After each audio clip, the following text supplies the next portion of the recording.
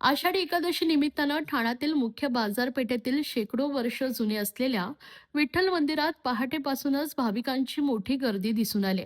जय हरी विठ्ठलच्या जयघोषाने संपूर्ण परिसर दुमदुमला होता.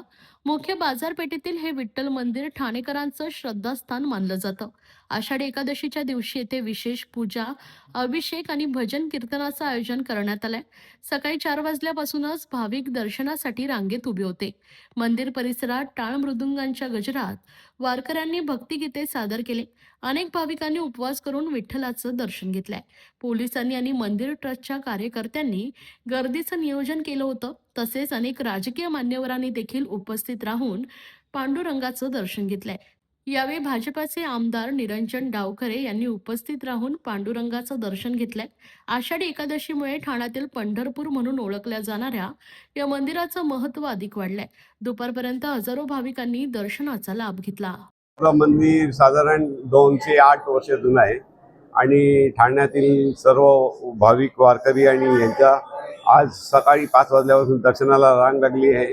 त्याच्या आधी माननीय श्री पवन कदम साहेब यांच्याकडून विधिवत पूजा करण्यात आली आहे आणि प्रसादाचं वाटप चालू आहे आणि भाविक लोक दर्शनाला येत आहेत.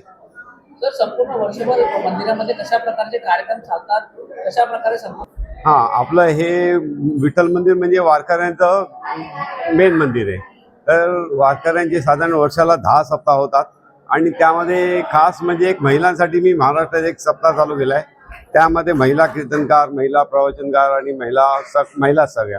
फक्त श्रवणासाठी पुरुष येऊ शकतात, पण हे सगळा सप्ताह महाराष्ट्रात मला वाटतं हा पहिलाच आहे की ज्या महिलांसाठीच खास सप्ताह केला होता.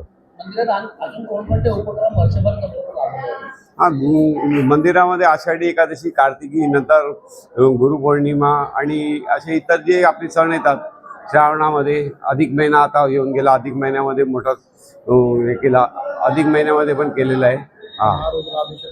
महारुद्राभिषेक केलेला आहे आणि दररोज आपण एक मोठी गोष्ट म्हणजे की रोज 400 लोकांना इकडे अन्नदान होतंय आणि त्याचा भाविक आणि इतर गरजू लोक त्याचा फायदा घेतात.